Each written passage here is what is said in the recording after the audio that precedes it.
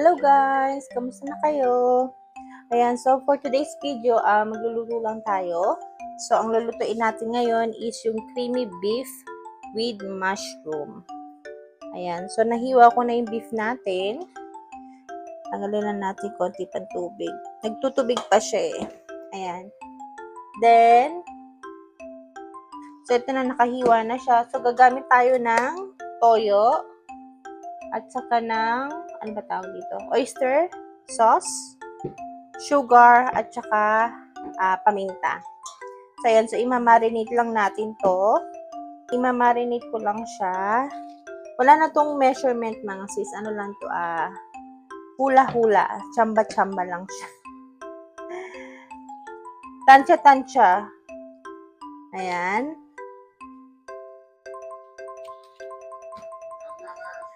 What? Hands.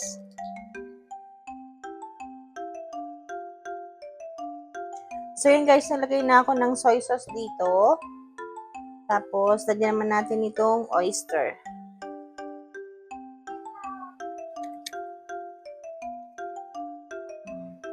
Ano lang, hula-hula lang to mga sis.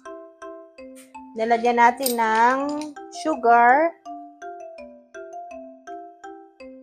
Mga dalawang spoon na ganito kaliit. At saka ng pepper.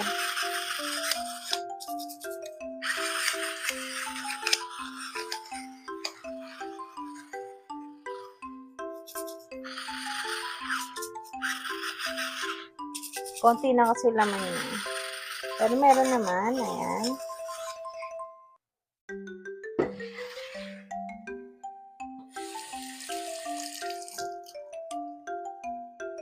Tapos, imamarinate lang natin siya.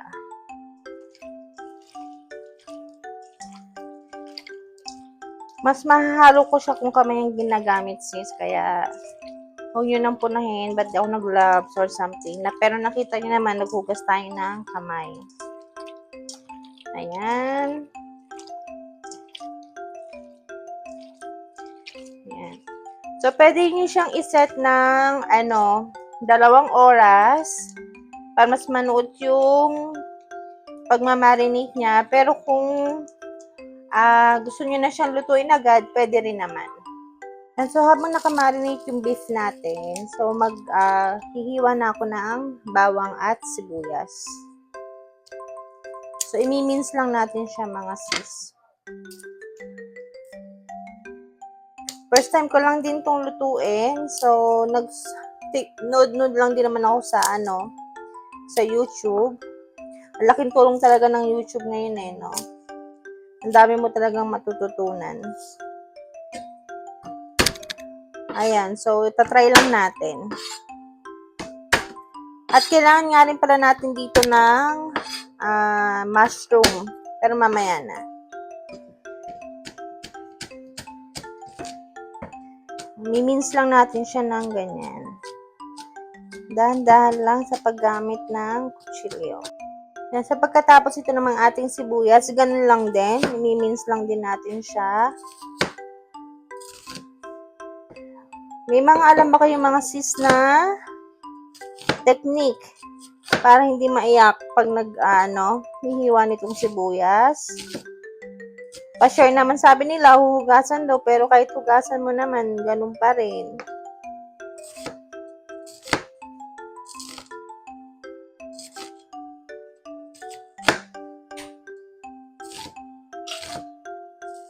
Ayan. Ayan. Kaya rin naman yan, i-ready na natin yung ating paglulutuan. So, ayan, medyo antay lang natin uminit yung apoy, yung kawali natin. Uminit yung apoy. Kaya rin, lagyan natin siya ng konting mantika.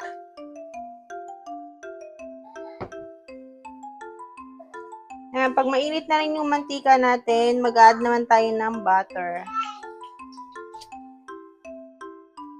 Unsalted butter, mga sis, yung ginamit ko dito.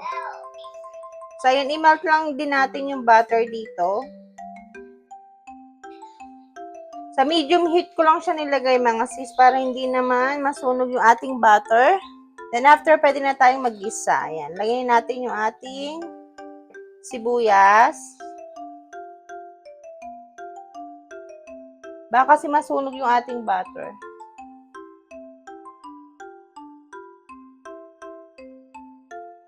Saka itong bawang. Sabay na natin yan. Then, antayin lang natin siyang mag-caramelize, mga sis.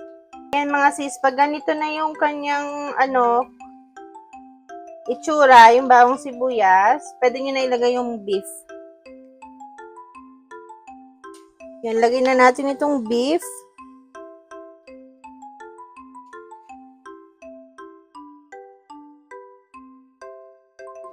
Pag nilagay nyo yung beef, mga sis, i-ano nyo na yung, yung apoy nyo. Lakasan nyo na.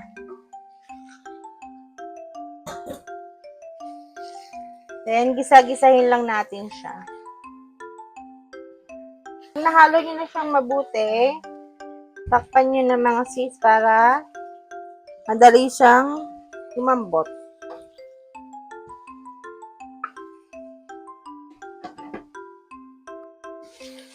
Tapos mga sis, time to time, haluin nyo rin siya. Para mag-equal yung luto niya.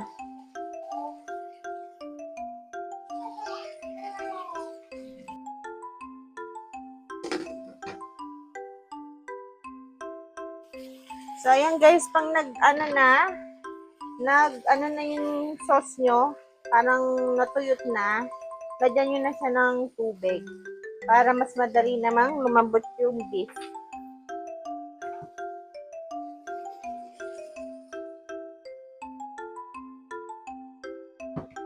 Then, syempre, time to time pa rin, check nyo kung lumambot na yung beef nyo. Pag hindi pa rin, tapos tuyo na yung tubig, add lang kayo ulit ng water. Dagdagan ko pa to kasi matagal to eh.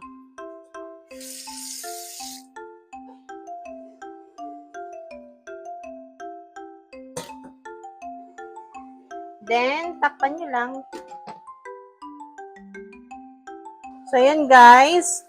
Pagka alam nyo malambot na yung beef nyo, ayan, pwede na yan. Tapos, kailangan may maiwan kayo na sauce na ganito. Guys, huwag nyo hayaan na matuyot siya ng husto. Then, maglalagay din tayo dito ng mushroom. Lagyan na natin mushroom.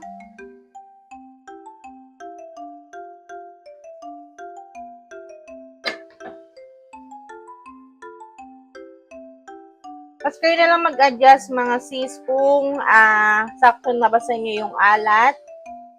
Ayun, kasi di ba naglagay na tayo dito ng toyo. So, hindi na ako maglalagay dito ng asin. Mamaya na lang, pag natikman ko na, at baka masyadong umalat.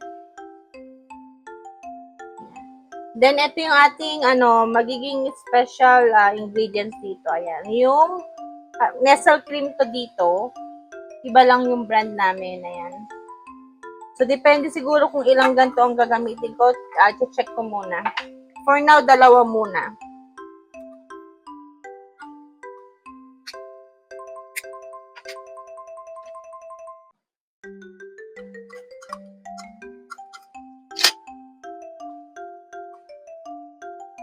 Dalawa gagamitin ko para siguradong creamy siya. Tapos baka nani ko.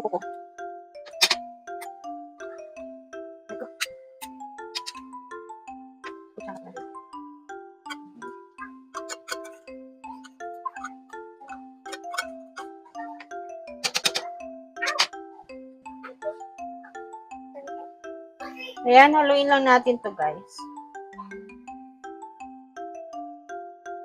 Tapos, pakuluin natin.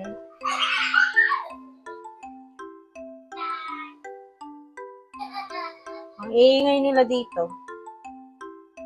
Yan, pakuluin lang natin siya ng husto, mga sis, para hindi siya madaling mapanis.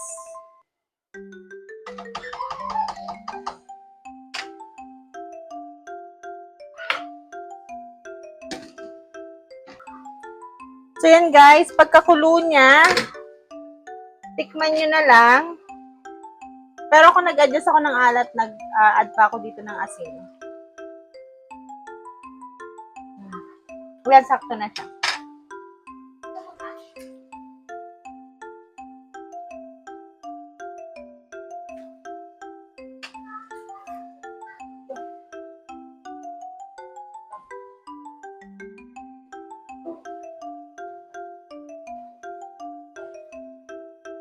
Which I'm okay. They're right. It maybe it is. I'm obsessed. Okay, I'm obsessed. I can't think about anything else. I love it. I